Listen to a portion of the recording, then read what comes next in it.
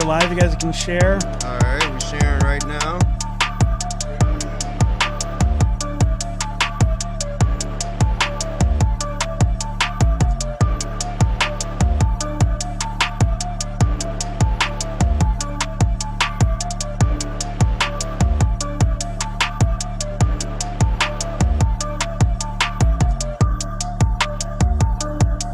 Foo, can I get a sound check from you? Hear me? Yeah, just tell me how your day was. What's that? Is that good? Yeah, give me a couple sentences if you would. Hey, what's up, y'all? Chilling. Perfect, you're good.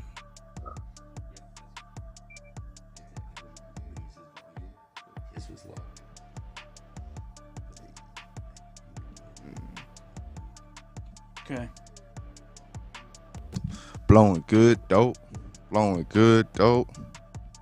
Yeah. It's the new Twin Cities, yeah. It's the new Twin Cities, yeah. Damn. All right, Yeah, I can guys, smoke we're on just the front. connecting the live chat too, so we'll be ready in 30 seconds back here. Gotcha. That's right. Like, click, subscribe, comment, Share it. share. Please. Let's get the word out. Got Foo on here. Got food in the building. We're bringing it back. Oh, I like Messenger now. You can send straight to Instagram now. Through Facebook Messenger if you got it connected. Oh, word? Yeah. I didn't know that.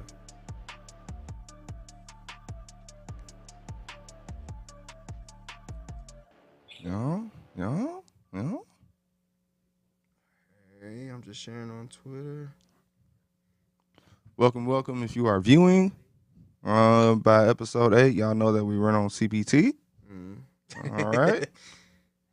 That's what we do. We want to give y'all the real, man. We want to give y'all the insider view, let y'all know what's going on, because we are not Hollywood. Nah, we not. We keep it trill on this one. Super true. Mm. Shit. We live, baby. Podcast ran by 2 niggas. What you expect? All right. Chill.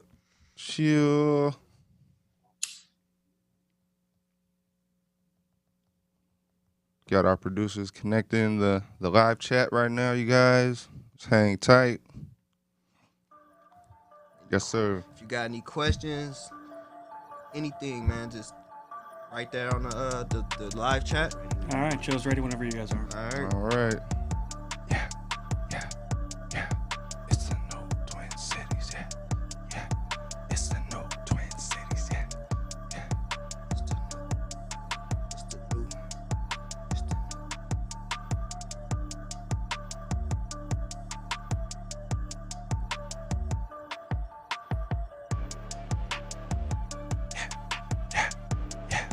It's the new Twin Cities, yeah.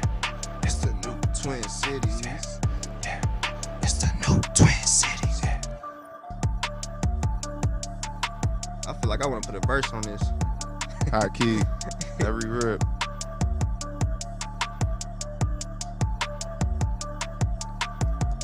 Yeah, it's the new Twin Cities, yeah. All right, I'm ready. Twitter. Yeah, we ready. Yes, sir. All right. Yes, sir. We are here. We are in the building. Let's get it. All right, man. The New Twin Cities podcast with Fresh and Toney. We are here. We're in the building. It's a new week. It's brand new. It's sunny out, man. We good. We got the merch on. You feel me? Yep. Motivation to hustle. Visit the I see that. Facebook. Visit the YouTube. Got Blue Spirit Minneapolis. We got Hustle and Motivate. We got everything you need, man. Yes, sir. Come get you some merch, man. BlueSpiritMinneapolis.com, Blue Spirit MPLS at Instagram, man. Motivation to hustle _ on Instagram. What's going on? How we doing today, man? Man. I'm freaking excited, dude. Man, For today. Yeah, for today's episode. I'm Yeah. excited, man. We got a legend in the building, man. We got a legend. Man, We got a good one, man. Yeah, a real good show today, y'all. Good things to talk about again. We're bringing Minnesota back. We literally are sitting at the top of the United States, right? So we should claim our position, right? Yeah. So we're literally at the top already. So Man, we got so many legends, man. I'm finding out that's from Minnesota. Like, I knew we had a lot of dope people that's from here that did great things, but like now that we really getting into them with the culture and stuff, like we got a lot of dope people, like We dope got a people lot of that's dope from here people. that's done great things, man. And I'm loving finding out the history of things and just how shit happens. Like, yep. And the things that are going on in the future too, yeah, man. yeah, and we trying to bring it all back to the city, man, to show others that it could be done. Yep. It can be done from here. You can do it and be from Minnesota. You can do it. And bring it back to the city, man.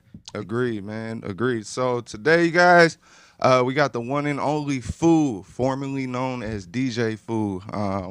Yeah. Ear drummers, A&R, producer, extraordinaire, man. Lots of things to talk about, just we'll clear it up when we talk with him, but I believe it was co-production on the new Schoolboy Q. Yep. Soccer Dad, man. Yep. If So, you seen that joint, they just dropped it Friday. Yeah. So let's get it, man. We need to, let the people know how Minnesota's connected to that new joint from Right. Q, you feel me? Let's give it up for Foo. Yeah, man. Let's give bring it in up. DJ Foo, you guys. Yo, what's up? What's up? What's up? Hear us? Can you hear us, Gabe? Chill. What's up with y'all? All right. All right, there he is, There man. he is. Foo, what's up, bro? Good, what's good? What's good? Man, welcome, man. Me and him been talking about this for the past 2 weeks. Like we seen you on Twitter. I seen you on Twitter, and I reached out to him. He's like, yeah, man, he's from Minnesota. Woo. He put in a lot of work. So I'm like, man, let me try and get him on the show. And then I hit you, man, and then you replied. So I'm like, shit. I was happy about that. And I was just like, look at God. Man, thank you, bro. Thank you for coming on the show today. It's all good, bro. I always try to show love and try to help and reach back and do what I can. You know what I mean? Appreciate that, man. Because a lot of people be stuck up, man, and in this game, especially in the music industry, man. They don't want to let a lot of people inside. So I appreciate you, man, just even replying back to us, man. For real. That's love. I'll always remember that, for real. Man.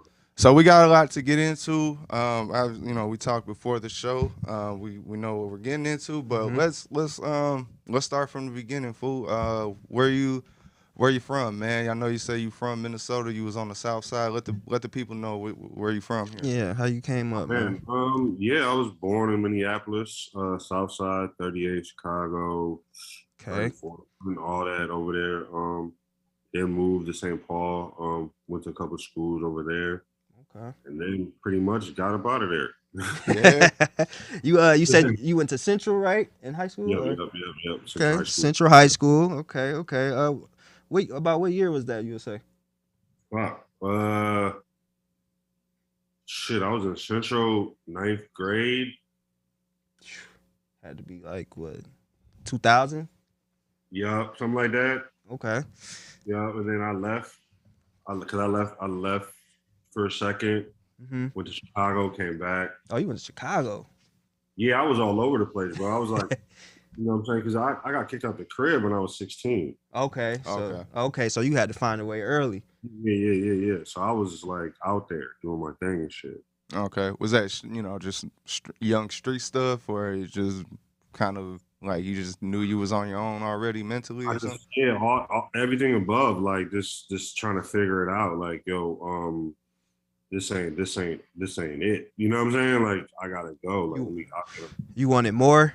You should say. Yeah, I just wanted more. I just feel like at the time of my life, I was like, man, I wanted more to because I'm seeing everybody around me like not going nowhere, or I can go this path and everybody know getting locked up and you know what I'm saying, shit like that, and all the beefs. You know, back then it was hella beefs. Yeah. It was hella South Side versus North Side, all that like lower end versus like people don't even know, like there's so much shit going on. I'm like, yeah, man, this ain't me. I feel like I was gonna either get locked up or get shot or be in some bullshit. Yeah. I was like, yo, let me just get up out of here. Let me just go roam around. And I just started getting on the Greyhound and shit, finessing and just being around and just, you know what I mean? And came back to Minnesota. Started fucking with my niggas, Clever, and that little crew over Northeast, like I was telling you earlier, off the air. Okay. And they had a studio over there, and I'm like, we started making shit and started fucking with like, we tried to make a crew called Umbrella, and it was with me, Fick, and we were trying to get Longdo involved. Yep. And that, shout out Longdo. Yeah, and that's kind of when I left to Atlanta. Okay. I was like, this is it. I can't really, you know what I'm saying? We all went to Atlanta because Fick was actually doing a mixtape with, he did a mixtape with Cannon. So we all went to Atlanta to do the mixtape with Cannon, and then I just ended up being, I don't know how I just became the homie of them. You know what I'm saying? Gotcha. Like Caveman is the reason for it, because back in, I don't know if you remember, Ace and them had brought Freeway to the Myth nightclub. Yep. Out in Maplewood. Yeah. No, not Myth, but not Myth. The shit downtown, Prince's old nightclub. First Ave? Nah, not First Ave. The other shit he had. I don't remember that one. I don't remember. Bro, he had another club, but I don't remember. It was in that club, bro. And that was when I realized, like, oh yeah, I can do this music shit for real. Because Freeway Caveman has forgot his fucking his DJ equipment.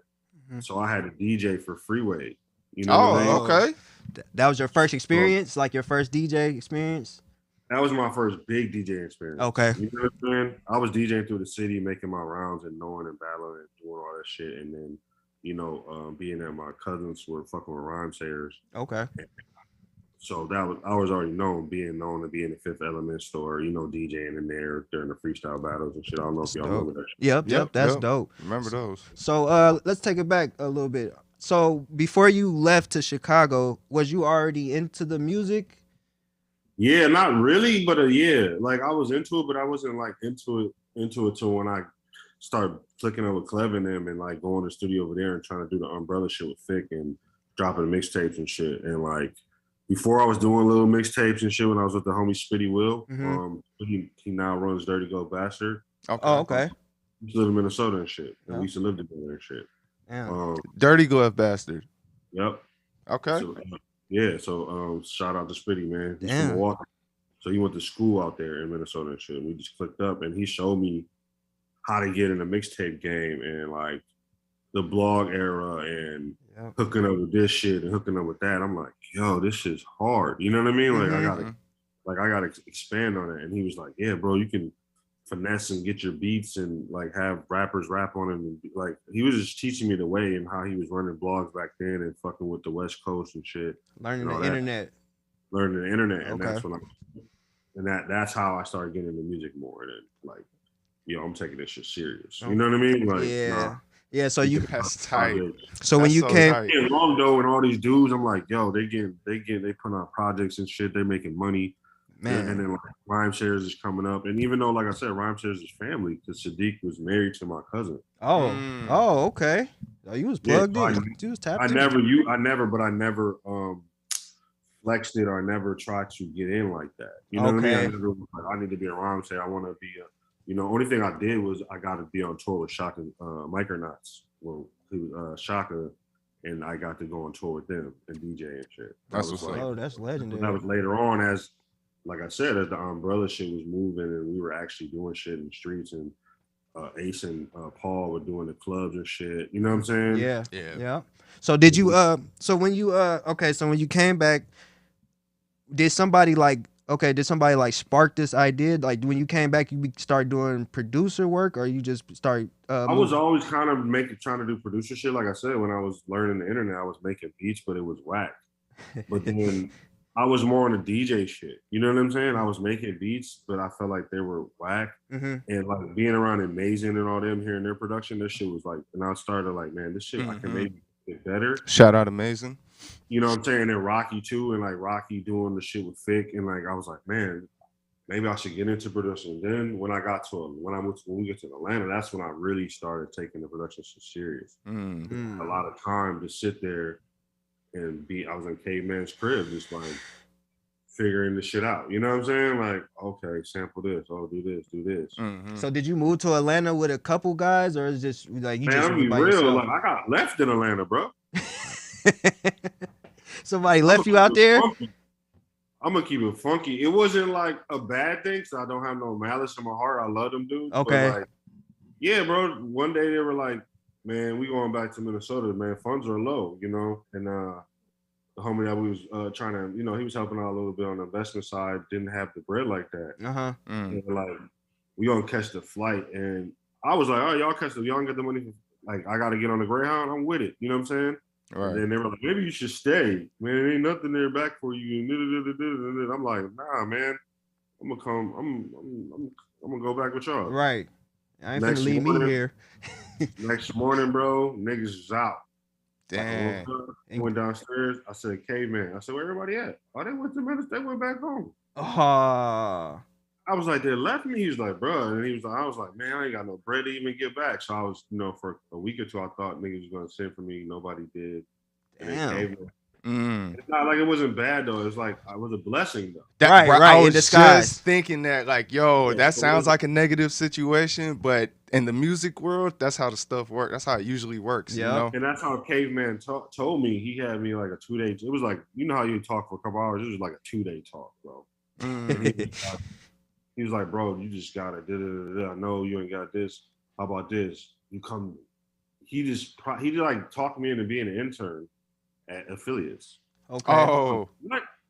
I'm like, man, intern. I'm like, man, I didn't really know what none of that shit was. I was like, bro, let's just go do this. What we got to, man, we go pick some grass out the damn street. I'll sell it. Like, I was on dumb shit. You was trying to figure it out. Like, if I go work out. Nigga, I was walking down Zone 6 trying to get a Taco Bell job. That's real. You was trying to make it happen. That's real. Yeah, I was off Glenland, Moreland Ave and all that, just walking, like, meeting, you know what I'm saying? Meeting cats is like figuring out. And then he's like, yo, go be an intern. I was like, you know what? And then the homie that's from Baltimore that lives in Atlanta, his name is Big Nick. Did a lot of shit in the industry with Canon and in the early days, affiliates and helped out. He was involved with a lot of the Cool Kids projects when Canon was doing the shit back, you know, and all that. But Big Homie, he put me on a lot of shit. What year was this? Like around? It was like 2012. When Future started popping and stuff like that? Nah, this is before Future, bro, because I'm gonna get to that because I was around that. Oh, okay.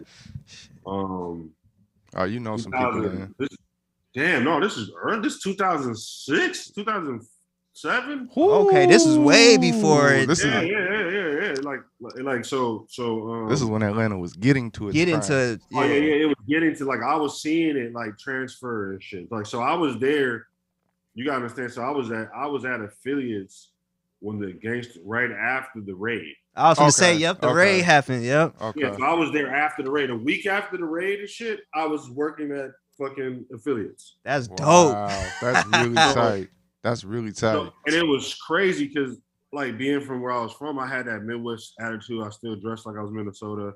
I still had this gritty South Side attitude, like, whatever. You know what I'm saying? Yeah.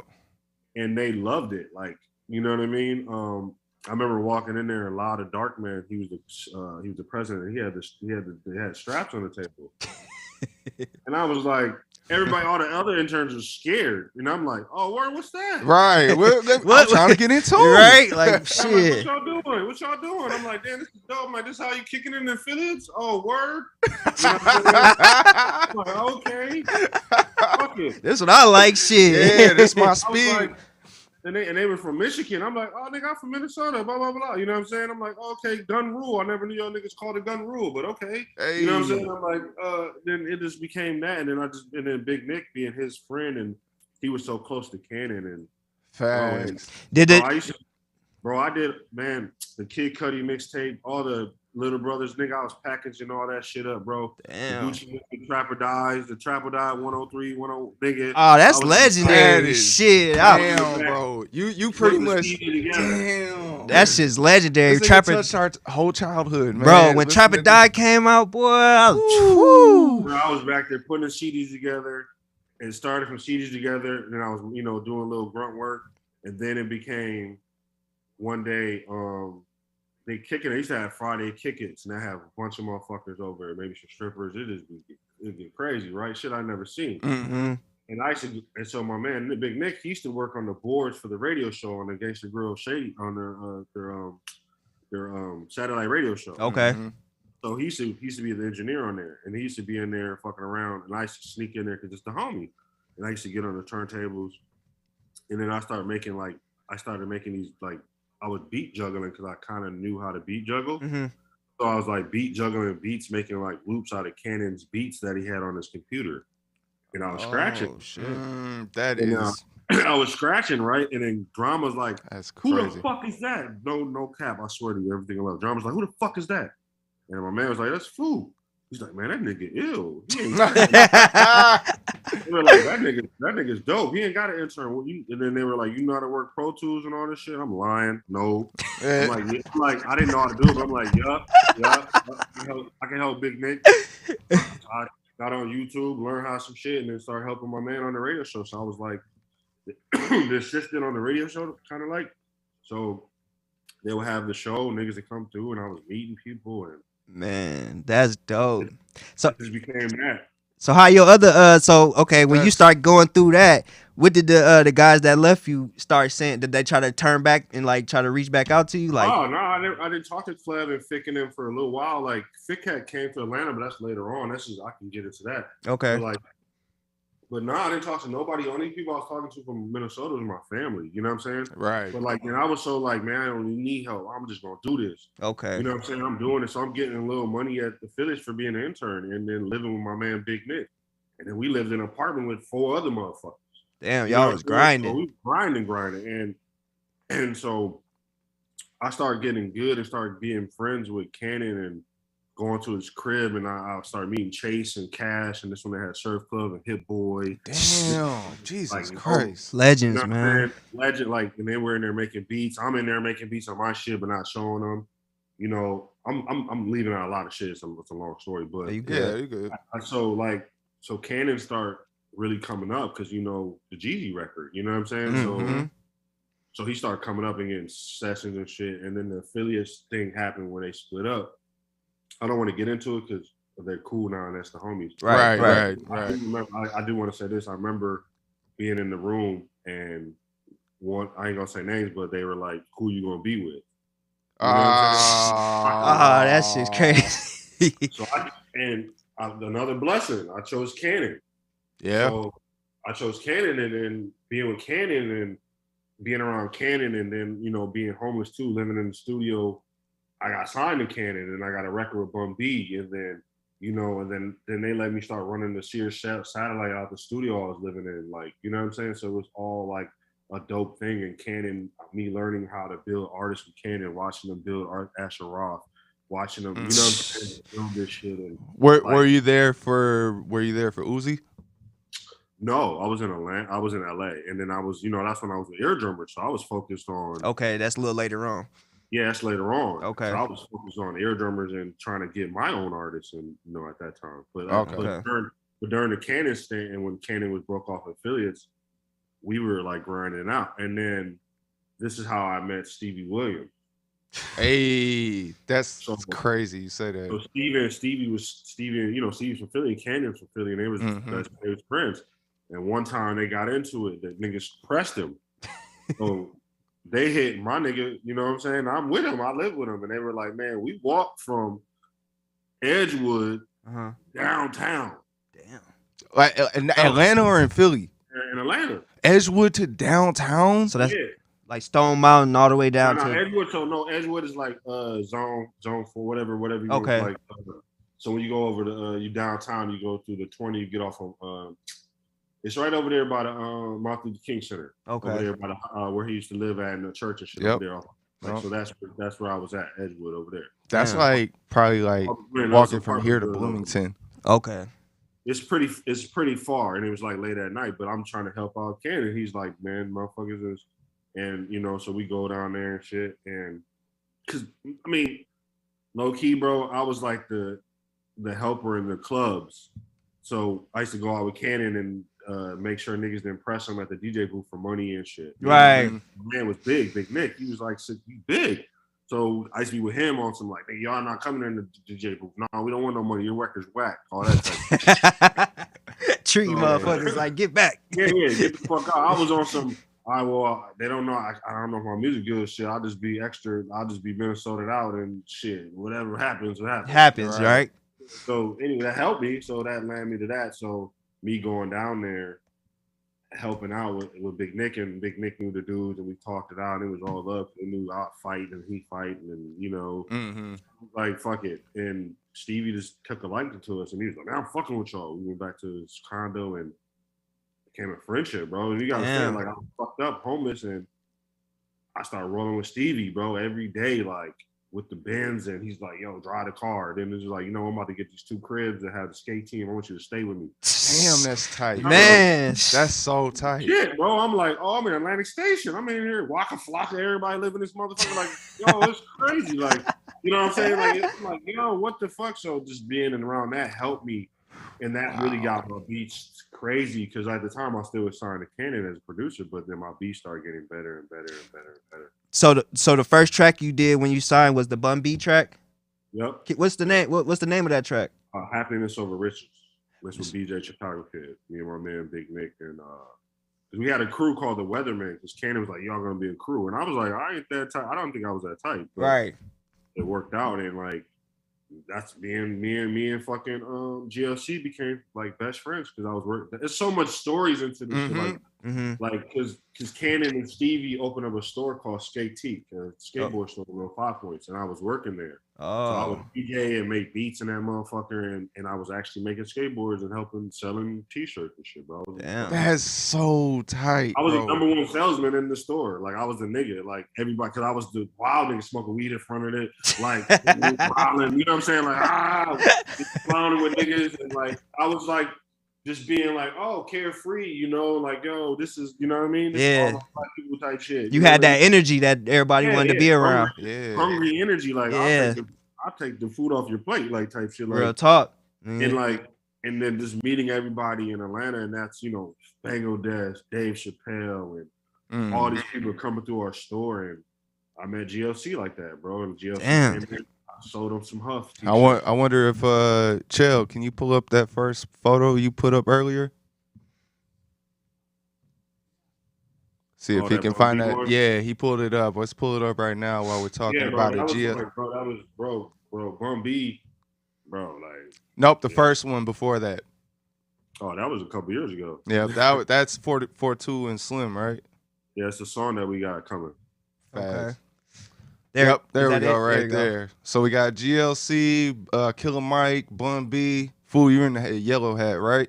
Yep, Corey Mo, and then who's in that LRG? I forgot that dude. I think he's an engineer. I forgot his name. Okay, cool. Man, you there with the big dogs. Yeah, what's this? And that this is a photo related to the story you were just speaking of? All right, so Bun B, Corey Mo, I think they were having a listener session.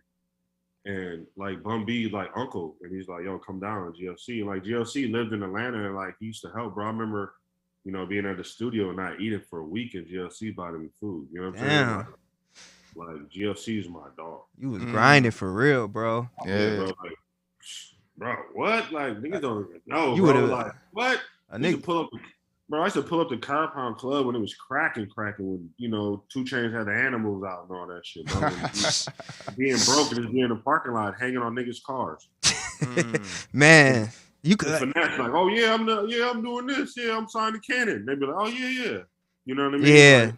Yeah. Like, but yeah, that picture, that was a legendary night, and like learning the game from Bun, and it was like, yo, don't compromise on what you're doing. You know what I'm saying? Yeah.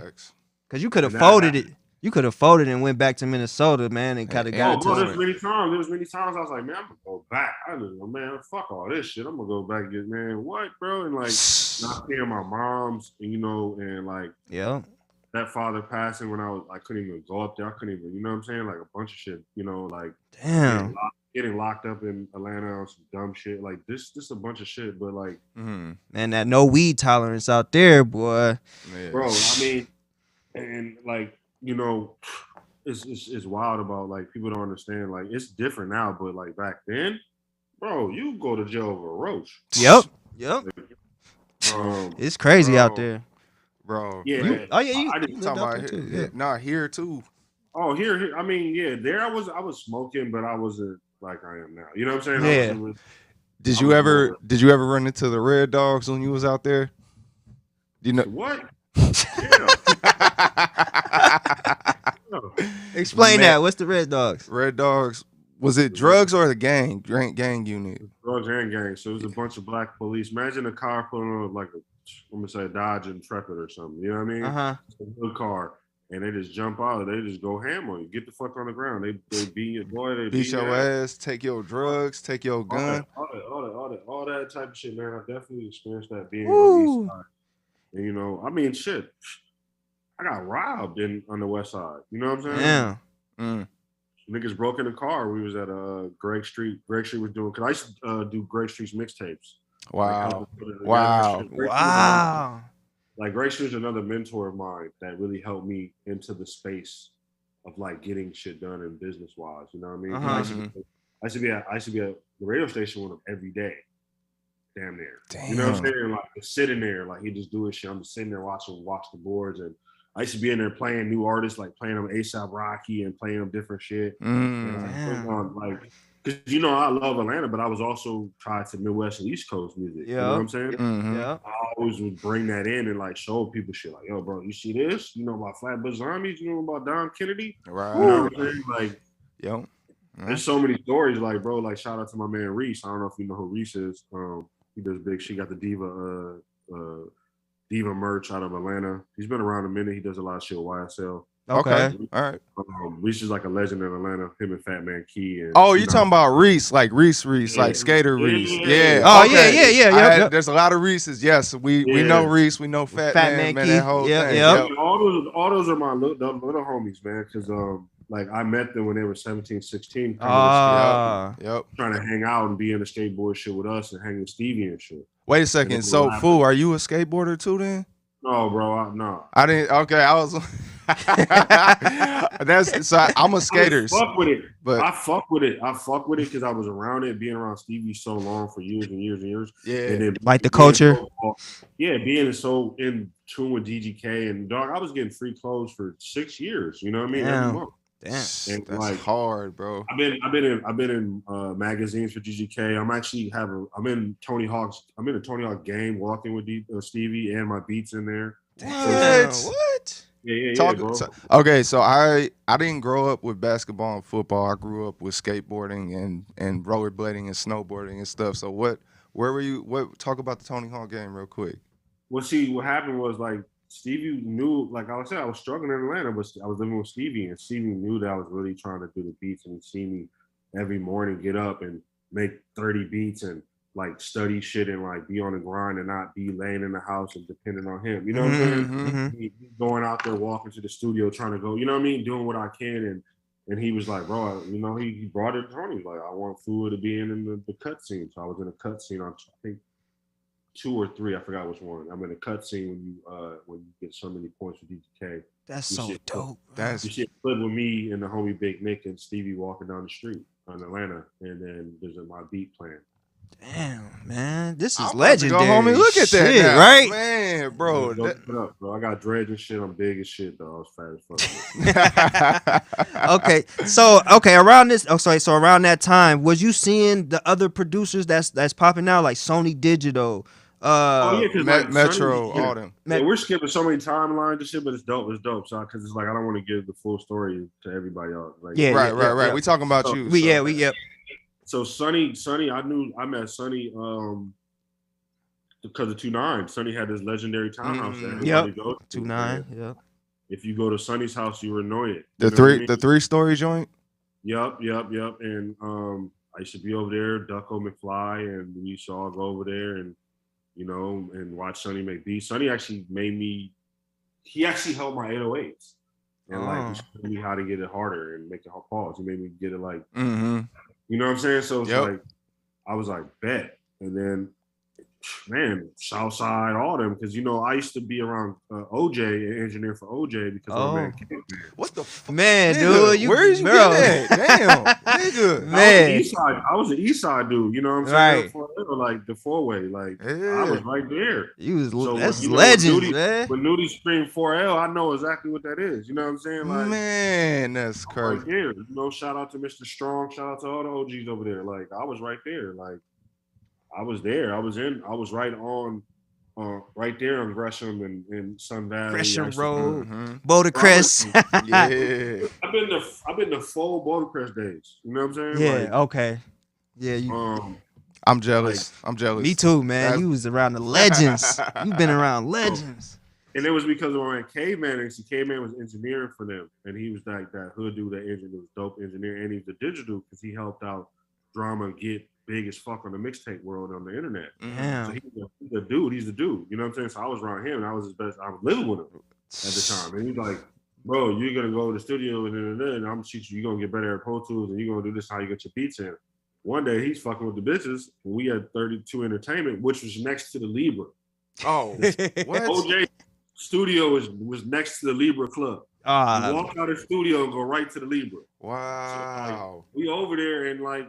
Nobody was to record, so I used to record OJ, record all the little homies, and most of the homies are now Nudie and the niggas you hear. Like they were all young in there. What? Fuck. Yeah, and so why Nudie and OJ beef so hard now? That's crazy. Well, they from the same. Okay, yeah, no, this is in my head. I'll tell you off the air.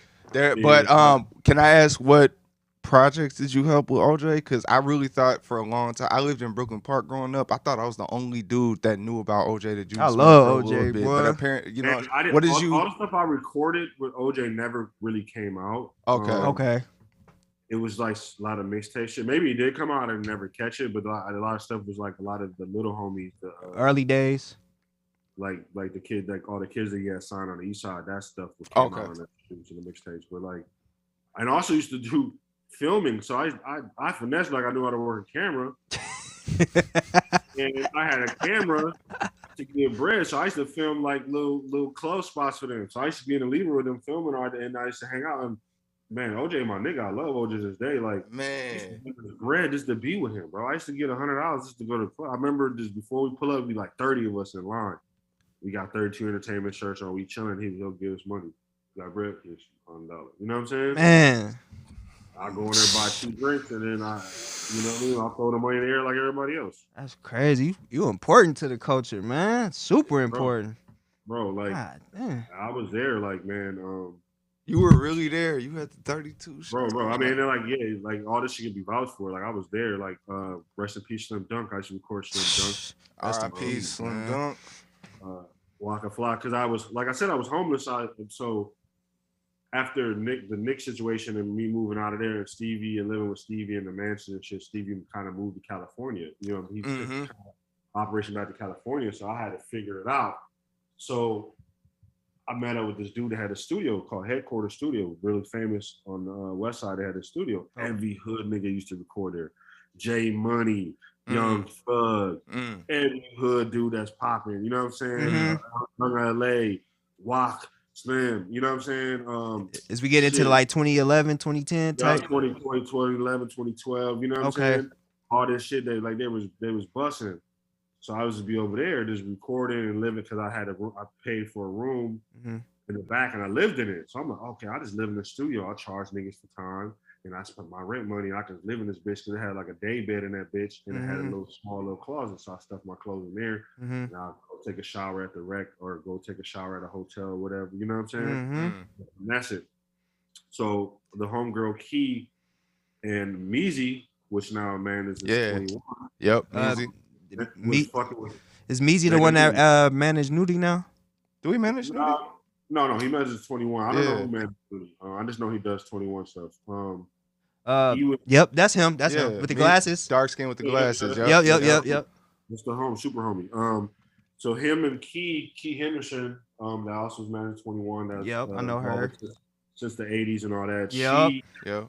Oh, I thought she branched off to do just the 80s. Yeah, she is with that, but she was with 21 first, and then before that, 29 and a bunch of other shit. There's a long. Yeah. Anyway, so them two had 29. Okay. And like I said, I knew 29 from being in Little 5 Points. The niggas Stater niggas, they being at all the parties, wilding, the broken bougies, the beer and tacos. When we first started, wilding. We had parties, the skate teak parties. We wilding. You know what I'm saying? Like, so I knew them from them, and they was rapping and dropping little local mixtapes and making noise. So she hit me up, was like, "Hey man, I need a place to record every day. Are you down to work with them? Are you down to be with it?" I'm like, "Man, I love them little niggas. They cool as fuck. Hell yeah, I fuck their music." So 29 started being in my spot. So we recorded the 29 Christmas project there. Wow. Then I did some beats. You recorded that, like engineered it? Oh yeah, I engineered it, helped mix it, helped put it together. Damn. Me, Cannon, and Osh, we did that, and then, and then they started getting buzz in the city, and then Jeff Dixon and Shaka Zulu from DTP reached out. Legendary. Jeff Dixon. I don't even know how the fuck he got my number. He called me. He's like, "Yo, this is Jeff Dixon from DTP. I'm Shaka's Ludacris manager." I was like, "Man, stop the cap." You know what I'm saying? Like, he looked at the phone like, "What the fuck?" Man, stop the cap. You know, that's the old iPhones too. So I'm like, "Stop the cap." So he's like, "I'm about to pull up. I know exactly where you at." Damn. So they pull up, and then we have a conversation. I'm like, "Well, I'm not the manager." And they linked up, and then there's another dude named B Wright. He does 6 degrees separate 6 degrees thing. He's a dope ass creative guy. He's the guy that did the Drake and Future video. He's the one that set up the book. Like B Wright, and so B Wright was with them, and they all connected. And then one day, I know Jeff was like, "Hey man, I'm about to manage 29. I need you over here doing the beats and engineering. You ain't gotta live at that studio. You come live at DTP. We got a shower. We got this and that." I'm like, shit. All right. And I'm gonna get paid. He's like, "I'm gonna give you some money." You know what I'm saying? I'm like, shit. I'm gonna go fuck with DTP. I didn't know what the fuck. So I lived at DTP for 4 years. Damn. From 2010, 2011 to in 2010 to about 14. 2014. Yep. So I signed the Airdrum in 2014. Woo. Wow. And this, damn. Yeah, that's man. Bro, you like touched or been involved with like everything in the early 2000s that's possible. Bro, even in DTP, you had Savage coming in there when he wasn't Savage, when he was just the shooter and he was just the nigga sipping lean and shit. You got Man, you got McConan, you got Rory. Damn. You know what I mean? Bro, the entire Atlanta Spirit you done been involved with. Yeah, I was there. Like Jeff Dixon and Shaka Zulu, and Jeff is like my pops, bro. Like he like taught me the game for real. For real. Okay. Like, this is what it is. Okay, yeah, this is what A&R, this is what this does. Just have me in meetings and listening and like real black man shit. Like, right. You know what you are, like empowering you. Yeah, and Baba, his dad that just passed away, like, hey, bro, like, man, that's crazy. Speak on it. We're talking to Minnesota right now. Speak on it, man. Yeah, what like, you bro, like just learning, like, you gotta separate yourself from the bullshit. You know what I'm saying? Like, like don't lease the building, own the building. You get what I mean? And that's what I was taught. Like, fuck that. Don't let them have control. You have control. Independent. You paint your narrative and let them come to you. You build it. And then you can demand your price as high as you want because you built the leverage. And that's what I learned from them. Damn. You know what I mean? So, they were like, oh, you can make beats all day, but what the fuck is that? Like, you need to get an artist. I'm like, all right. Right. So, go ahead. So you wasn't learning. Oh, okay. So at that, when you went to DTP, you wasn't signed to Canon no more. No, so what Canon? I mean, I kind of was, but not really. So Stevie Williams helped me get out of that. Okay. He got the lawyer to give me. And there was no bad blood. I love Canon. That's the homie. Okay, no bad blood. Good. No, hell no. It wasn't that. It was just like I was growing as a man. I just wanted to, you know what I mean? Yeah. And I felt like, after the the Bun B shit and like GLC saying this shit, and then me be on a Kanye West's blog. You know what I mean? That's dope.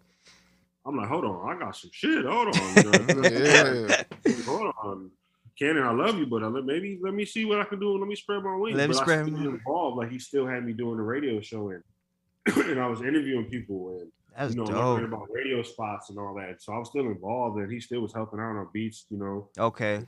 But it was like it wasn't contracted. You know what I'm saying? Okay. So That's what's up. That when y'all can keep a good relationship, man. That's yeah, for sure. because Like it's no business drama. ruin a lot of shit, man. I Business. feel like Cannon is like a good spirit in general. Like, just seeing how I don't know the details of like him and Uzi's situation, but the way that all that was handled, from what I seen, like The teacher, bro, Cannon, like he does it like in a way of like showing you. You know what I mean? I remember Cannon used to have me at his crib engineering because he had this his girl back in the days. I don't know if he's with her anymore, but she was a dope ass singer. I think Pharrell signed her. who? Fuck, I forgot her name, Shit, dog. forgot her name. Not Una or She's a light skinned chick. You probably seen her before. Bro, I forgot. Bro. Yeah. I have to It's look it up. yeah, it's all good. It's back in the time, but rest in peace, Jimmy Wall Street. Jimmy Wall Street is a street legend from Philly. Okay. He got killed, gunned down, but that was back in them times, and he was about to be the man. Mm. Jimmy was supposed to be Meek Mill. You know what I'm saying? Like, so around that time, Cannon had me in this house recording these people, and like, that wasn't that good, but I was still just thugging it out. Learning as you go. Bro, recording J Money and doing the Hold Up song, the song that was Khalifa kind of copied off of, that song Hold Up, We Them Boys. Yep. Yeah. So J Money and this crew called MDC already had Black had that song out a long ass time ago in Atlanta. And that dance was already an Atlanta thing. That was already a West Side dance. Oh, and I helped record that. I helped record that shit. Like I helped engineer and put it together and shit. So that was like a big thing and shit. Damn. Sheesh. And Atlanta niggas was mad about that. I was gonna say, did Wiz get flack about that? About the? I mean, the street legend. I wasn't there. I was in the studio working with Street Tory said, somebody they rolled up on him. He had a, I heard he had to pay. I don't know if it's true. They say allegedly he had to pay a tax. Real time. Niggas ain't playing. Allegedly, I don't know. Like I said, I'm not in the street. I wasn't out there. Right. So I don't know. That's what niggas telling me coming to the studio. You know what I'm saying? Hey, right. Damn. It is what it is, man. So, man, no, I'm kind of just listening. Okay, man. so I thought I would have a lot to ask, but I'm just a little astonished because bro touched everything. That, you know what I'm saying, that we came up with. So on your time, okay. So all right. So I'm seeing. So you with DTP, and okay. Are you moving into LA at this point, or did you get to LA? No. So like, I signed with Eardrum 2014. Mike was like, "Who's the nigga that's helping out with 2-9? Who's doing it?" So I was the main engineer. Okay. And I was making beats, so I engineering and getting other producers in there. So okay. It just building a color. We had a whole factory in DTP. So Mike was like, "I love the sound," because at the time I was with Ducko and 6%. And we had a crew called The Fam. And I don't know if you remember, 6, we did the record Draft Day with Drake. What? So you helped with Draft Day? So yeah, so I helped pick out, I helped with the shit and I fell asleep in the studio. And they fixed the beat. But then my niggas, so they still was in interviews, they still would say my name and I was part of The Fam. But like, so after that started going and all this shit was going on and we were getting records and we were making noise in the city and like me and Ducko brought JID to DTP before wow.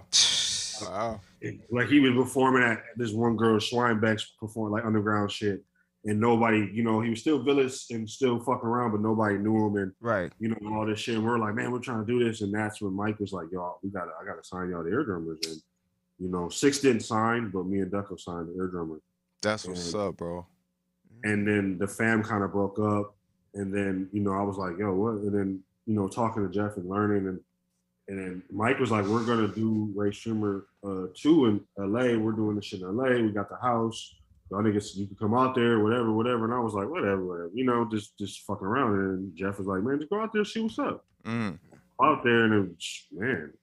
Because I already knew Jimmy and Sway, you know what I'm saying? They was always coming through DTP recording like before the Fame. He was always kicking it. We did freestyles and all that shit together, like, and all that. Yep. So going out there and living with them, me and Mike, and then it turned out to be a week. And then I left, came back, and then I'm like, it just turned out to be, them niggas went on tour. Mike was like, you can stay at the crib. So I had the mansion for a month. Wow. Fuck, and Perfect Pints came out of that. You know what I'm saying? The song I got with Kendrick and Gucci and Ray Streamer. Wow. I make the beat. Crazy. Make the beat. So Mike Lil did his thing to it. You know what I'm saying? Mm-hmm. And then we go to Sway's bedroom. Sway, we live together. You know what I mean? Niggas is in their motherfucking Right. in their motherfucking pajamas walking around and shit. Sway in there cutting records like, you know what I'm saying? 30 a day. So I walk in and give him the beat. Cut perfect pipes right there. Damn, that is hard, bro. That is hard. That video is nuts, by the way. Is. That's an underrated video to like. That desert scene, oh boy, crazy. Man. You know what I'm saying? That was on sacred land. Oh wow. You couldn't smoke, drink. You couldn't urinate or like throw trash on the land.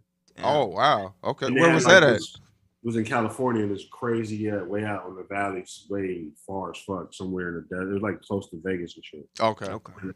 And they had this school, bro, and it was like all white kids, white males, with all white on, and it looked like a cult.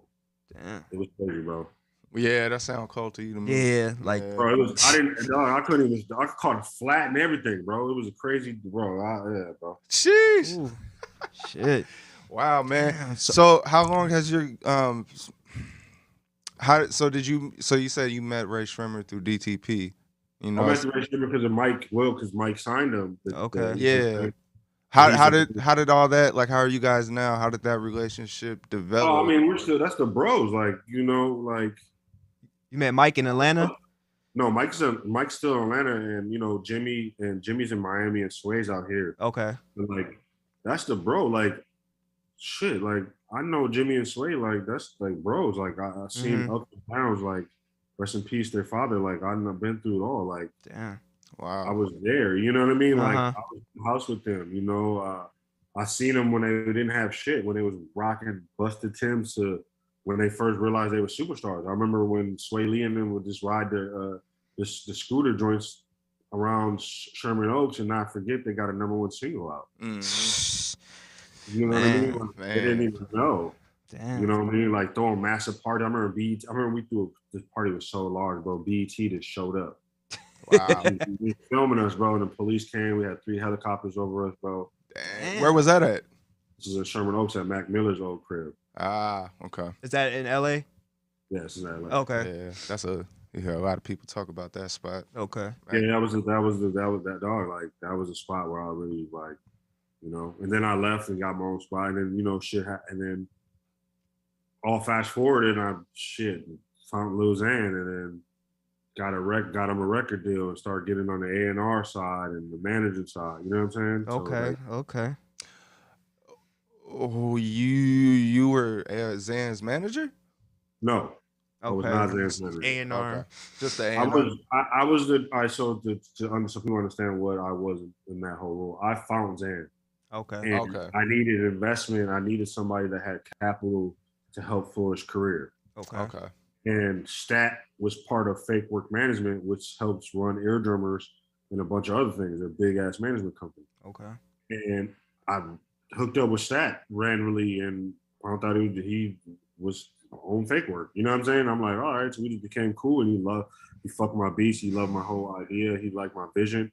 And I brought him there, and he was like, "What you want to do?" He's a superstar, and then he just put it together, and he managed it, and I was just the producer in the background and helping out creatively and nice trying to put the album together when all that bullshit was going on. And, you know what I'm saying? And just learning and being behind the scenes and being in meetings and learning and meeting label execs and like just learning the game. Was that your first experience like leading in artist development, or have you? I mean, it wasn't because we were doing it early on. I mean, I was doing it early on in Atlanta, learning it from Canon with other artists down there. You know, with 2-9, that was my first really. 2-9 was the first thing, but like that was also a bunch of people. It was a bunch of moving parts. Zan was just me by myself. Okay, gotcha. With his crew of people, and we, you know, sitting in a fucking garage in the valley trying to figure it out. At, you know what I'm at that saying? house that he was at with his mom? That's a different place. They never showed that place. That shit was fucked up. They never. This is like when I first found them. They were living there for like a year. Okay. No, hell no. Okay. That shit was a trap. No. It was okay.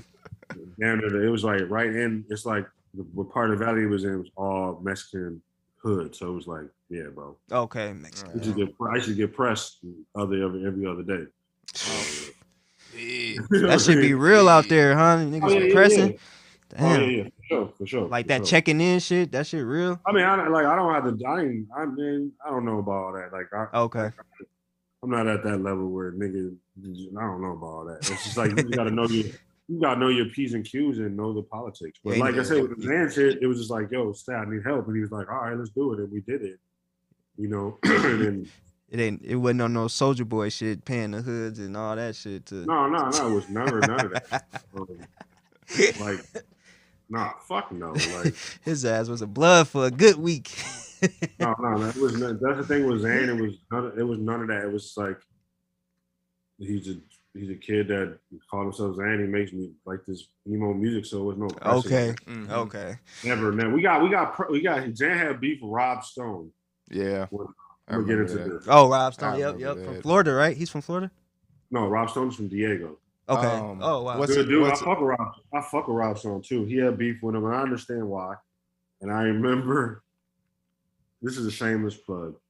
Whack 100. He's in everything, man. Go ahead. 30 of them boys with us to go to San Diego, man. Yeah, I never. And then nothing happened. They was like, oh, hey, it was cool. Rob. Okay. It was all love, and then Zan apologized. They talked. We was in the back of the kitchen of the venue talking like it was like a mob movie, bro. With Rob Stone and Zan. I'm like, yo, this is funny. I'm like, this is an emo rapper. He's not busting a grape. I'm looking at Rob Stone like, dog, you hit this nigga one punch and it's over with. It's like, over. It ain't even worth it, bro. I'm laughing. I'm just really like laughing and shit, and like laughing with the goons that's there because I'm like, y'all motherfuckers super. They wasn't even trying to be on the street shit. They was on some like we trying to get bitches and shit. Like, right, like what the fuck? Fool, hey man, you got us the hotel and all that. I'm like, yeah, because I had to at that day I had to step as a role manager because Stat was sick or some shit. Right. Okay. I was like handling that. That's when I first started learning about that, and I'm like, oh yeah, so. But yeah, that's the only crazy story. That would be the first day you gotta step in when all that shit happened. Bro, that's what I said. Why I gotta be this? It was cool. It was no problem. Niggas went to go eat and shit. Oh, okay. Was it about he probably didn't want to do a song for him or something or some misunderstanding? It was a shit he said online on IG. Okay. Man was off stupid shit back then. He said some. I didn't agree. I agree with Rob Stone. I told him like, yeah, that was a man. He should stand on being a man and like apologize. And he did, and it's it's love. Okay. Yeah. And I like I said, I never. When it comes to certain shit, I know I just stayed out of it. Like right. You know what I mean? Unless it's somebody I knew or like when we went to Chicago and it's love. You know what I'm saying? Like, okay. There's another thing too. We went to Chicago and a Mexican gang pressed Zan. We they jumped. We ended up fighting in Juggernauts downtown and shit. Damn. Wow. Was it Latin Kings or something? I don't know who it was, bro. I don't fucking know. I was on none of that. I wasn't even thinking. Like I said, I wasn't on none. I'm like, this is there's a fucking 100 little 13-year-old white girls outside. Right. Like, I'm just thinking about this man doing a show, he getting paid to get on the flight. And get the fuck up out of there. Yeah, I wasn't thinking. I'm thinking, man, I'm about to smoke this blunt. You know what I mean? Like, I ain't. The dude comes to impress, and I'm thinking it's a joke. I'm like, oh, you're joking. You really impressed. Nah, he took off on a homie. Damn. Man ass ran. I knew he was gonna run. He ran. And then we just Yeah. Gotta handle business. Yeah. The South Side came out and you Bro, I was like, bro, I'm not gonna get jumped by it. I don't know these niggas, you know what I'm saying? Right. Yeah, man, I and it's funny because GLC called me, he's like, you all right? Da, da, da, da. I'm like, yeah, good. That's very funny, man. It's like you get caught up in the craziest situations. Yeah, bro. Yeah, like being with artists and being on tour, you have to be prepared for anything, bro. Okay. Yeah. Damn. Fans are crazy. People, you know what I'm saying? All the information's there. You know where they're gonna be at. You know what I'm saying? And people really try you. That's crazy. You know? Bro, I remember he had a bomb threat, bro. Damn. FBI shut. Bro, I got off the plane. I'm not even on. Like I said, I don't have nothing to do with the tour shit. I'm like creatively, I get paid when you know what I mean? Yeah. out of the like, at that time I wasn't busily directly dealing with Zan. I was more creative and like being his big bro, like telling him like, you know what I mean, but I wasn't around. Because I'm at the studio. I had a big ass studio for 2 years to try to break other artists and do shit. You know what I'm saying? Right. I'm back and forth. So I take a flight to St. Louis, get off the plane, get on the shit, Uber, whatever, get to the hotel. The shit's surrounded. I'm like, yo. Like, what the fuck happened? I'm like, damn. I hope they ain't trying to give me with this little bit of weed I got. I just got a little motherfucking. You thought they was coming for you? I was spooked. I'm like, I know they're not. I just got a quarter of weed. I ain't doing nothing, man. I ain't got no pounds of that shit. Right. What the fuck going on? Dude, none of that shit. I'm like, I don't do none of that shit. So I'm like, I just smoke. You know what I'm saying? And then so Aja came up to me. I'm like, I'm freaking out now. She's like, yeah, there's been a threat. I need you to get on the bus, and then the bus is you're gonna be following. And I'm like, what is a bomb threat? He's like, dog, we had the Ages on the bus with us, bro. That shit was like, damn. Oh, somebody must have said something real crazy shit. Yeah. It was, and he was from, I think he was from a different country. Oh, what the fuck? Bro had a bomb flight jacket on. He had the bazooka and shit, the AK and shit all in the video. Oh yeah. Like, he was like, I'm coming to spray shit up. At Zan's show? Yeah, Zan's show, one of Zan's shows. He must have pissed me. I think it's on it. That was, you know what? That was after the Tupac comment. Bro. Oh man. I'm making shit up. I was gonna say, was it for real? No, I'm talking shit, but that's cool. We can talk about it because, like I said, I never wanted that shit to come out. I think he was stupid as fuck to say that shit. Yeah. I was pissed at Revolt about that shit. I actually got into it with one of the producers at South by Southwest. Damn. For putting that shit out, man. They crazy. Yeah, I was like, bro, I said, don't put this shit out. I said, bruh's off the shits. Like, you don't even know what the fuck he's talking about. Like, yeah. Like, he's trolling. I'm like, this is what they do. He's trolling. He doesn't really mean that shit, bro. Yeah. His dad is an old school hip hop nigga. Like, he listens to fucking Tupac. Right. And they from Cali, right? He from Cali. Yeah, like his dad is a Mexican old school ex gangbanger dude. You know what I'm saying? Like, okay. They Love love Tupac. Yes. Of course he's listening. They love Tupac out there for sure. He honestly, at one point in time when he got sober, he told me some real shit. He was like, bro, on some real music shit, I like Biggie's music better on the bar shit, like what he was saying. I think everybody's perspective. That's what I said. I understood that. I was like, cool, but it's too late now, motherfucker. Yeah. Right.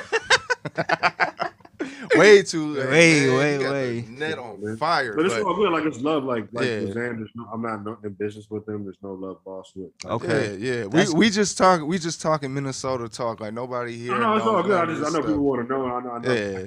Sometimes people are like, ain't no love lost. Like, I don't got nothing to do with nothing. I'm like, there's no business between me and him no more. That's been over with. And that's good, man, that you can come out of those situations with good relationships still, man, and still be able to have a good name, you know. Bro, you gotta, in this game, you have to know it's ups and downs, especially with artists, you know. I know, as you guys know, I was managing that artist Baby Golf. You know what I'm saying? Like, Yep. So, like, no love lost there, too. It's just like, you know, it's just what it is, what it is. Hey, you might have to stay away from them white kids, bro. Hey, bro, that like, Zan wasn't white, though. Zan was full-blown Mexican. True. All right. I was making a joke, I didn't know that. Yeah, wow. He's Mexican, yeah. All the way Mexican, bro. Like, straight up. Yeah. Mom and dad spoke Spanish, bro, all to the sea. Like, do you see something in that, do you see something in that genre of music that you know, you can see? Bro, like, what Zan was just like, when people were telling me in these positions and niggas is getting it cracking, they're like, you need an artist, you need to find a star. This is how you're going to get in. When I looked at Zan, I'm like, this dude's a fucking star. Right. You know what I'm saying? Like that. I didn't care about what he looked like. I just thought about what he was to what it is. And I knew his music wasn't urban. It wasn't like for the heads. It wasn't like shit that I was, you know, he wasn't doing trap beats like that. Like, I started to get him on trap shit. Like, certain songs that came out, like that song Far, like I made him do that shit. You know what I'm saying? Like he wasn't on that. He wanted to do emo shit. But like with Baby Golf, with that situation is when Zan was popping. Yeah. You know, and the person that she was signed to reached out, was like, yo, I want you to do some beats. And I help. If I fuck with it, I help. I do it. Like, you know, you never know. Like, fuck, I ain't gonna turn it down. Damn. If I go in a session and it's weird, I'm gonna leave. You know what I'm saying? So it's like, I went over there with them at the Hitway shit, and she was in there. I'm like, oh, this is cool. I get it. All right, she can sing a little bit. Okay, I see what the direction is. We made, and the first time we hooked up, we made swimming. Yeah. So I'm like, all right, I fuck with this. And then a week later, the dude reached out. I was like, hey man, how can we get her down with the team? Get her on fake work, get her with Columbia, get her with Zan, whatever. And I'm like, yeah, I could take her to Columbia, but she needs a lot of work. You know what I'm saying? Right. And I'm like, well, if I'm going to be involved in this, I need to be at least 10% something involved, something on the. And he was like, well, I can't give you because I'm taking this, I'm taking that. I can't give you this. And I was like, all right, well, call me when you got something. I ain't doing this. Right. For real. For real. Like, she was like, she really wants you involved. Won't you just manage her? So I was like, all right, I need 20% management fee. You know what I'm saying? Yeah. That's how it happened. I was like in my head, I'm like, okay, if I manage her, I'm gonna be in these labels, and then they gonna start seeing I know what the fuck I'm doing. Exactly. And that's why I did it, and that's how I got in Republic and got a lot of friends out of there to this day. And you know what I'm saying? And learn the system and like learn about this, learn about that, learn that the project manager is the most key portion of the label, and knowing how you gotta and knowing that you need a plan set up to give to them. You know what I'm saying? And so they can execute it. Yeah, they'll come with ideas and to add on, but you don't want to go in a situation where they gotta do everything for you. Exactly. You know what I'm saying? And learning that and learning the core resources. I'm like, okay, this is what you do, you know? Fresh know about that. Yeah. Yeah, man. That's so the game is crazy, man. And that's what I learned early on. Like, well, I just started trying to, help with artists. And even with the Big Bottle Wonder situation, like I've learned that you got to get the business out the way first. Like all that being cool shit is cool, but get the business out the way first. Like that's bro? That's the most important part, bro. Cause they will fuck you. Like they will get you out the way. For all right, real. so this is how I look at it. It's contracts are like school. You know what I mean? Mm-hmm. You're gonna get your kindergarten contract, and when you go through that and you graduate, and then you get to go. Let me just rephrase that. You're gonna get your middle school contract, and then when you graduate, you go to high school, right? Mm-hmm. High school contract, and then when you graduate high school, and if you're good enough and you do well, then you go to college, and then after that, when you finish college, and then you get your master's. Okay. You know what I'm saying? That's how I kind of look at it. Like it's all degrees of what it is. Just like basketball. Yep. You get a standard rookie contract when you first get signed. Yep. No matter what, unless you come in with leverage, and that's most likely because they're not signing kids out of high school, right? Right. So it's like you gotta make it what it is. So you gotta go crazy. You know what I mean? When I signed the Eardrummers, I'm like, I can sit around Mike and just give him beats and just, be lucky I get to be in the studio with this person, and that. But no, I want to be the nigga too. I want to be able to branch off, get this experience and branch off, make my own shit. Me and Mike are equal partners or equal brothers on the playing field. He's balling, I'm balling, and we coming together, and it's like, oh shit, you know what I'm saying? Yeah. That's how I seen it. And I'm like, you know what I mean? And that's how you got to move. You got to just make the situation work for you. Yeah. You know what I'm saying? Like if you sign and something, it's like, oh, I'm signed to fucking this indie label. They're not doing. No, how about you do something? Go shoot 3 or 4 content a week at TikTok. Go drive your social engagement. Paint your brand. Right. Start putting out fucking records. Oh, they don't want to put them on a major DSPs. They don't give you marketing. Nigga, put your shit on Audio Mac and SoundCloud. Man, for real. That's how, man. That's what DistroKid is for. You know what I mean? Fuck it, just keep doing it and keep grinding and keep grinding. Like for real, I seen it with Corey LeRae. Yep. Corey LeRae. Yep. The artist, like I said, I was working with Baby Doll. She was signing Republic at the same time. She got her deal, and I seen it. I seen like nobody knowing her, going to the shows, 20 people and opening. You know what I mean? To now, and I remember Saint the A&R over there like. It's about building. I'm like, yeah, and that's what I take. It's about building step by step. Yeah, and now she a star, superstar, and she was Benzino's daughter. I mean, is Benzino's daughter, and she didn't use that. You know what I'm saying? She made her own way. You know what I'm saying? For real. But what dope. we're talking about a bunch of stuff. We Yeah, gotta get back to your story, fool.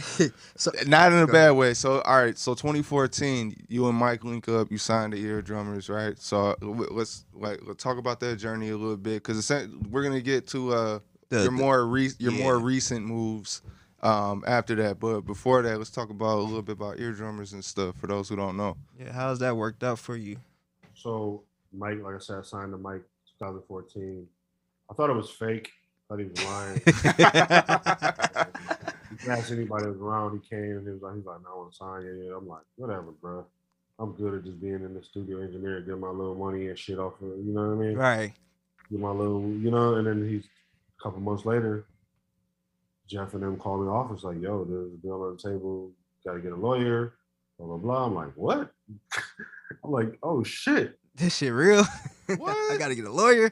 Yeah, I met my lawyer, Yolanda, still with her to this day. She's my fucking rock. And it was up from there. I'm like, all right, cool. Got the deal first time. I went to New Orleans. I was like when the money hit, I went to New Orleans and hooked up with Nesby Phipps and we did Black Man for Sale. Oh, wow. Damn. Okay. Wow. Damn. And I went out there and got a bunch of samples from like live musician people and shit. I'm like, shit, I'm gonna spend a little bit of bread and like collect data and shit. You know what I mean? Yeah. Right. Yeah. Instead of trying to go buy, I didn't even get a crib at the time. I still was living at DTP with the deal. Wow. I wasn't even like, I'm not about to even get a crib or nothing. I was like, I'm gonna just thug this out, go travel. I'm like, oh yeah, I'm gonna travel, go to New Orleans, go here. You know what I mean? That's what I did. That's and dope. And then I moved. And then 2015, 2016, Mike got the crib in LA, and that's when I was back and forth, and I finally moved to LA. Okay. Wow. Damn. Man, what a story, man. You definitely gotta write a book or something, bro. We Hey, need bro, something. I'm gonna wait till Grammys and shit come and Okay. Okay. Yeah. Like, y'all getting the preview shit of it, like, you know what I mean? I just wanted to give people a preview, you know what I mean, of what's coming and shit. Yeah, Thanks, man. You definitely got a lot of gems, man. Like, you've been around the legends, that we grew up on, man. Like, you was there. And as an artist, it's cool to hear that, you know what I'm saying? Like, yeah, what you felt was true. Like, the music stuff was meant for you. You feel me? Like, Yeah. the way it plays out, just even your own personal decision making, and what it led you to, and deciding to, you know what I'm saying? Stay in Atlanta. Out, that seemed like that was the biggest decision. Or you kind of got left, but that's the biggest thing. You stayed. Like, that changed your whole life. Bro, if I didn't stay, I don't think that I would be in the position I am today. You know what I mean? For real. I would be cool. Yeah, Minnesota, maybe, working. Maybe I would have worked at Gold 96 or whatever the fuck.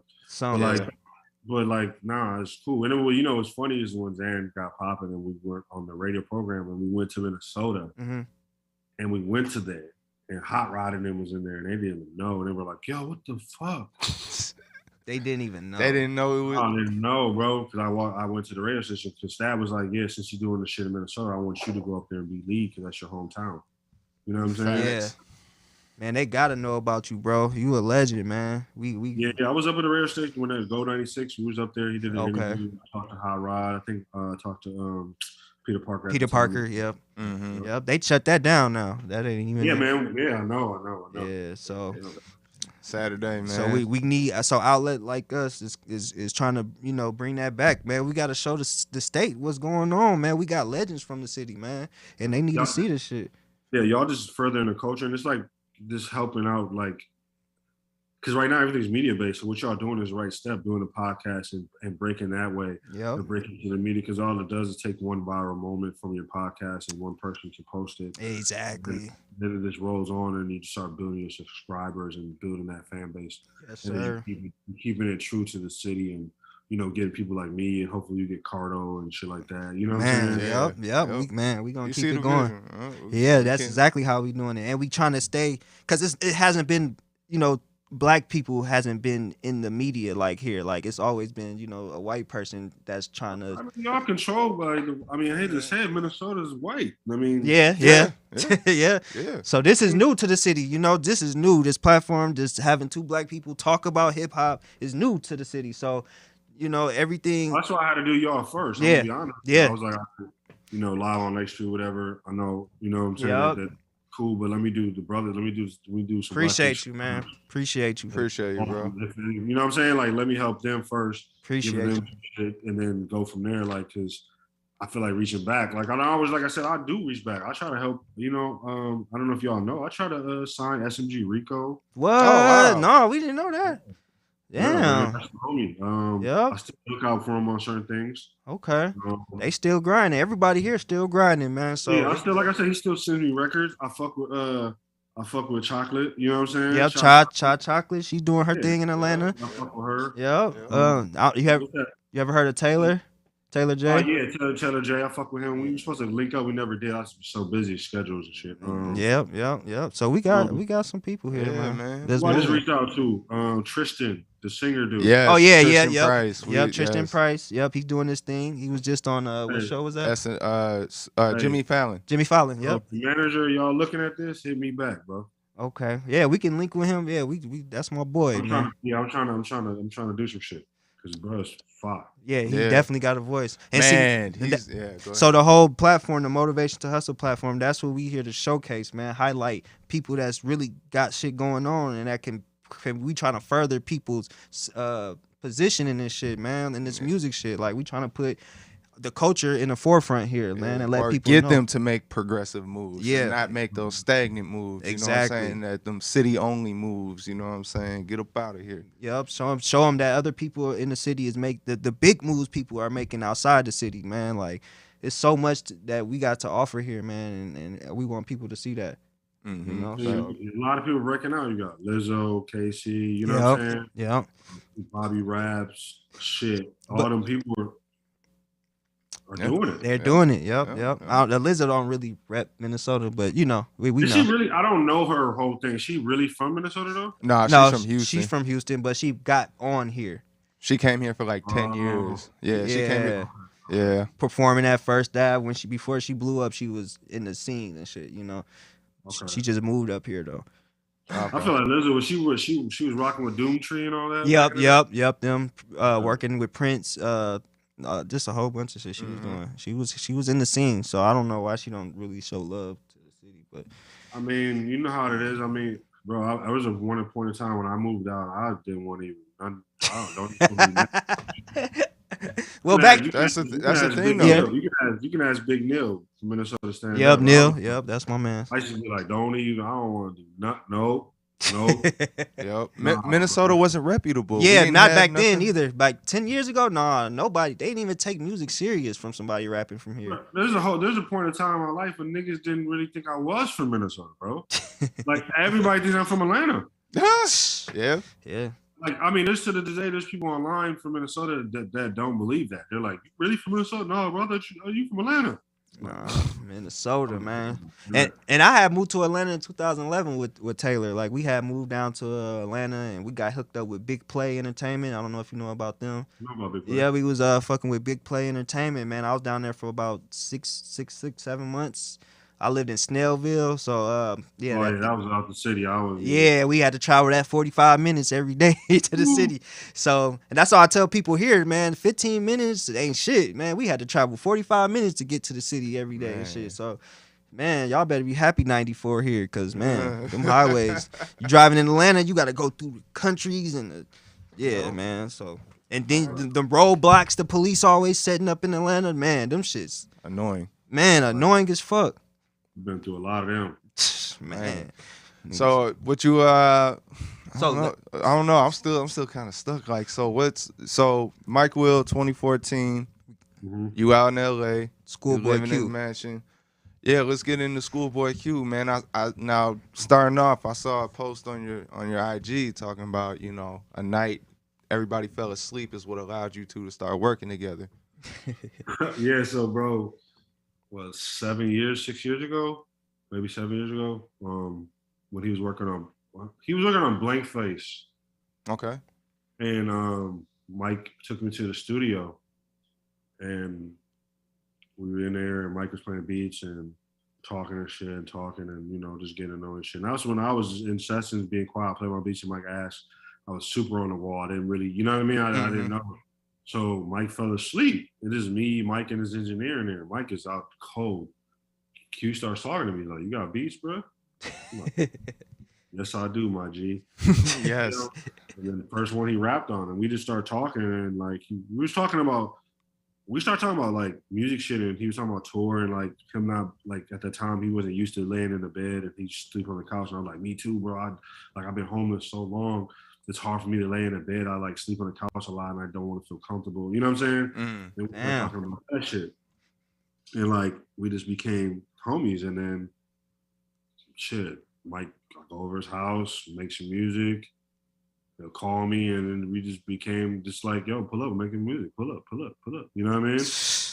Pull up. You know what I mean? It just became homies and like chilling. And like last year, he got me back at working out. Like during quarantine, going to his house, working out. You know what I'm saying? Like that's the homie. That's like my big bro. Like I was gonna say that's your bro. That's a yeah. Like, we you know what I mean, going to the crib, watching the Super Bowl games and shit. Oh yeah.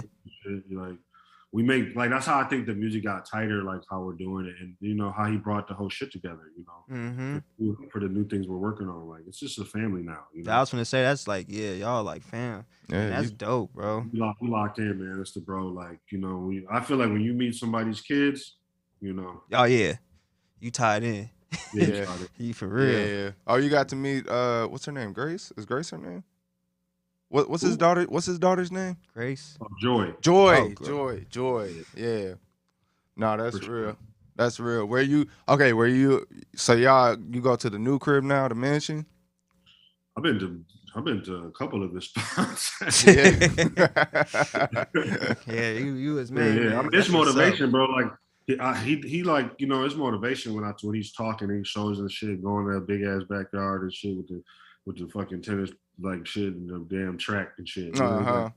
It's like motivation and shit to me. It's like, bro, you can get this too. You know what I mean? Like, you know, so what's the difference in the feel like from Atlanta and Cali? Like what's the like? Because when I think of Cali, I'm like the sun, motivating, like just waking up every day. Cali is like slick, like it's culturally. It's like it was like growing up in Minnesota. It's all the people, the different. That's how I felt. Okay. Like being back in the South Side. Okay. It felt like that. You know what I mean? Yeah. Yep. Because it's multicultural. You know what I mean? It's real snobbish. Like Minnesota's super. You know. Like, that fake Minnesota nice shit. Yeah, fake shit. That's what's here. And I'm like, oh, okay. I grew up in this. Yep. You know what I'm saying? So I was like, this is different. Atlanta was like, oh, you gonna know about your Black history. Yeah. Oh, you love your people. That's what. And then I got the swag. I got the lingo. I got the making the 808s. I got the South and learning about the culture. And, you know what I mean? That's why I got that. That sauce. Man, sauce for real. Yeah. I got the sauce for real, man. Being around some. Woo, yeah. Did you catch the accent after living there for a little bit? Because I was there for like a little bit. I still say shit. If you kind of tell right now, it comes out a little bit. Yeah. like I was there, 15, 16 years? Oh, yeah. It's just so like, so I was I got deep, you know. Damn, and it all started from you getting left in Atlanta. That is crazy. That's cool. And I ain't never mad at them. Like to this day, Cleb, like I call Cleb my cousin. You know what I'm saying? Like, okay, y'all still. I still rock. Okay. Still a homie. You know what I'm saying? Motherfuckers left me. Yep. Because how can you get? At first it was like that. At first it was like fuck y'all. Yeah. I mean, it was motivation. I'm not gonna lie and I'm gonna be transparent. It was like it was motivation. Like, oh, y'all niggas think okay. All right, watch this. That's why you ain't reach back. You like fuck that. I ain't letting these niggas know. And it wasn't on the things I couldn't reach back because I got to a level where like you good. I can't do this. I gotta like it's gotta be. You know what I mean? When you around, you know, I interned for Polo to Dawn. You know what I'm saying? I'm like kind of. You know what I mean? I'm like I gotta. A nigga come around me. I put on gotta be super tight. It's super. Yep. I get you. I be super loyal, and my loyalty and trust was hurt from that. From that shit. Yeah. I had to heal from that. You know what I mean? And learn how to trust people and learn how to like. Because I was really secluded. You know, being homeless for 8 years, bro. Like. Man. Your mind is different, you know what I mean? Like I didn't trust people. I didn't survival. I was all survival mode. I didn't give a fuck. You trying to be the homie because you trying to take over. Take over my shit, yeah. I take my little piece of corner, bro. Like, yeah, That's real. That's real. I feel that, especially because you you worked so hard and you went through so much to get that position that you in right now. You know what I'm saying? Like, so yeah. It's crazy though, cause in Atlanta, they open arms. It's like the hospitality when we got down there, like, y'all from Minnesota, yeah, man, if we fucking with y'all, we go to strip club, St. Paul, Minnesota, like damn, I'm like, that's they the party fucking with us. That's the party side, Yeah, though. When you get to that business, There's different sides to it, bro. I was on both, I was on all three sides of it. You know what I'm saying? So there's politics too, like certain sides and certain people don't fuck with people. I remember, you know, like being Jeezy comes to the studio and like certain East Side people I around had to leave, you know. Damn. It was real war, you know what I mean? Like Gucci. So like that was real, you know. A lot of people got hurt, people lost lives behind that. So it's like people got locked up, and, you know. So, you were seeing all that, the whole beef around that time? I'm saying, bro, what? Oh yeah. Where so like did you see anything like when Bankroll Fresh happened? Was you around that time? I was at that time I was transitioning from LA to Atlanta, but I was in tune with Bankroll because this is a little exclusive for y'all. Bankroll Fresh is supposed to be your drummer. Damn. Really? Yeah. So how did you end up with Street Execs? I mean, this is politics. This is what it is. But like he was going to be joining forces. We were going to do an eardrum Street Execs project with Bankroll. Wow. Yeah. Well, that's why Savage and 2 Chainz. Oh, go ahead. Bring up D Rich. That's my man's. Bring him up, please. Yeah, D Rich is the one that found, you know, Bankroll. Yep. He's the homie. Yep. You know, and D Rich is the understudy of Shawty Red. Yep. So he was, and Mike Will is the understudy of all that. So they're all just close friends. So we was gonna put it together, like, because, you know, Bankroll fuck with my beats, fuck with Mars, P Nasty, and when they and Plus. So we was all gonna just lend production, and Mike was gonna put this shit together. You know what I mean? Dang, bro, you a legend, man. Damn, bro, that's crazy. I could see that, but ain't D Rich Street Execs, or where is he at? I mean, no, I don't know D Rich. I think D Rich he's managed by Street Execs. Okay, I don't know, like, you know what I'm saying? But like I said, it's all family. Like D Rich, I should be in the studio with him every day. Yeah. London on the track too, bro. London, Zay? Bro, London, Zay, I met Zay a couple times. I wasn't really around Zay because he was super legendary. Like, okay. I met him. The person that like I met and like got me, Toomp, I got brought to Toomp. Yep, DJ Toomp. Yeah. Okay, was DJ like, Toomp. Yep. Yeah, DJ Toomp was like the dude that like, yo, get your, and like, I got my beats better. Bangladesh. I used to work with Bangladesh. I was an intern doing engineering. 6 foot, 7 foot. Yeah, bro. It was when he was popping, bro. He was like, bro, like, yeah, Southside, shit, Metro. Metro was me and Metro was Dan. Metro did. I recently found out that Metro didn't sign, but I thought he did. Me and Metro got paperwork from Canon damn near the same week. And he never signed. Yeah, I thought he did, but it was still family's love. So okay, like, he's still around.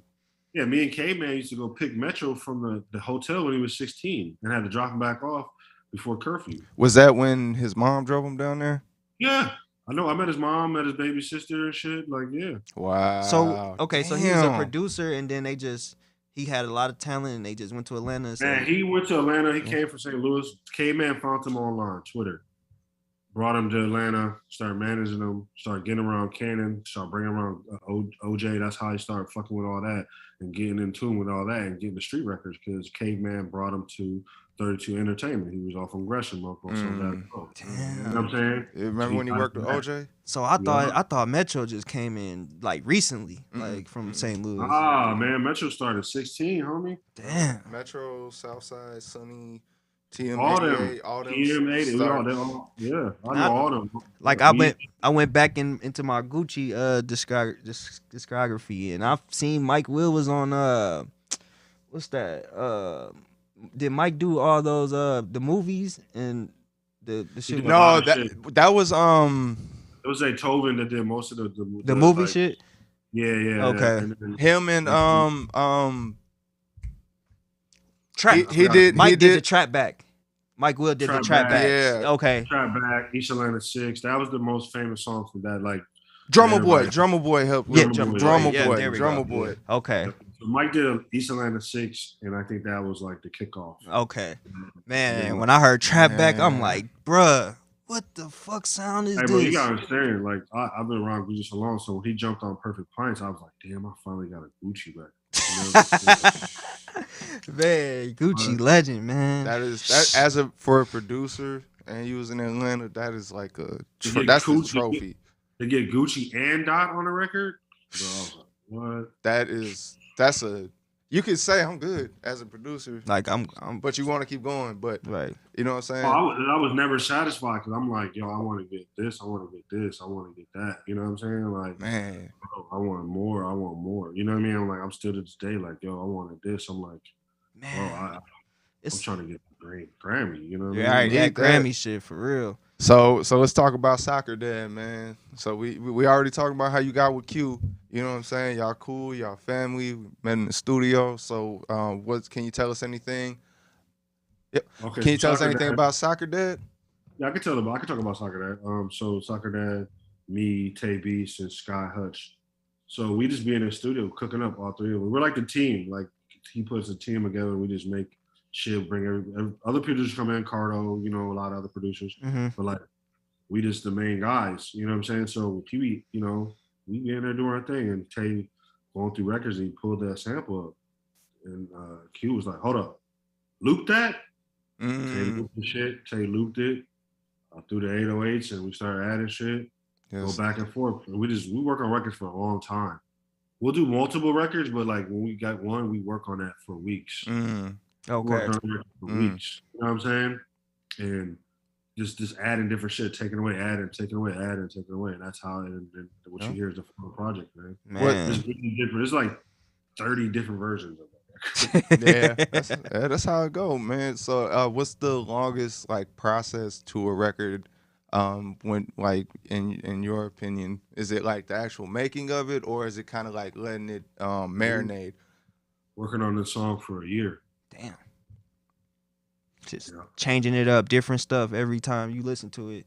Yeah, this song, when people finally hear it, it's gonna be crazy though. Okay. Like, working on a song for a year, bro. That was like the most like I've never done it. I was like, and I was like, a point when we were doing, I was like, fuck this shit. Like, why? I was the grumpiest dude in the room about it. I'm like, yo, man, fuck this record. I'll be trying to play other beats and shit while I trying to work on it. Play my shit loud. I'm like, yo, let's switch the vibe. I'm like, no, let's get it right. And the crazy shit to this day, it's 95% done. It's not even. Oh, it's not even done. Damn. Shit. Well, can you as a producer? I can't even elaborate. Can't elaborate. Okay, cool then. That's cool. We can't. Okay. No, I can't. No, that's cool, bro. Man, so man, I know you got a lot. Like you said, you got a lot. This is just the tip, you know, just the iceberg. You know what I'm saying? So, but we already been on here for an hour and a half. You know what I'm saying? Man, I definitely love to go another 2 hours. I'm still excited, bro. I want to hear more. Yeah, you man. know? But it's great having you, brother. Great having you on the show, man. The New Twin Cities podcast. Man, appreciate you for talking with us, you know, allowing us to hear some inside stuff on what you got going on, you know, elaborating on the story. Hey, come back home, man. Yeah. It's lit. Bro, I definitely gonna make the round as soon as we drop some more music. And please come back. Yes, I got some shit coming soon, and like y'all hear about it, and then I'll come back and shit. We can talk about it. Yep, I got your number. We locked in. And next time I talk to Cardo's ass, I'm about to get him to get on some shit, man. Appreciate it. Appreciate you, man. I'm on him. I know that. If he sees I'm on him. Like next time he FaceTime Q in the studio, I'm like, hey, please. Do some podcast with the homies up there, man. Please, man. Please. We appreciate that, man. Appreciate it, because it's like, ooh, we got Minnesota. Now we need to get Cardo from St. Paul. You feel me? Yeah. He's from the east side. He from the east side. From the east side. I went to Johnson. He right there. Maryland, Payne. Right. You know what I'm saying? Westminster Project. Y'all know about. Oh yeah, yep. That's where he from. That's where his whole area. That's okay. Damn. I can't wait to talk. Yeah, shit. We gotta say, man. If you could set that up for us, brother. I'm on it. Like if he calls it or whatever, he answers the phone. I'm gonna tell him first thing. Like, appreciate real nigga shit, man. Okay, so man, you gonna be seeing clips from this shit all week, man. So appreciate you coming on the show, brother. No. Man. Appreciate you, full love, man. Until next time, man. Yes, sir. Peace, bro. Salute. Whew, that was dope, man. Fuck, that nigga touched everything we grew up with. That nigga Bro, he's touched a legend, bro. everything we grew up with. Bro, I know you a producer too, Oh, so. that nigga lived out my entire dream, bro. What the fuck, man? Hey, I know every producer is going crazy about that. It's happy jealousy. Every producer is happy, bro. Bro, he lived out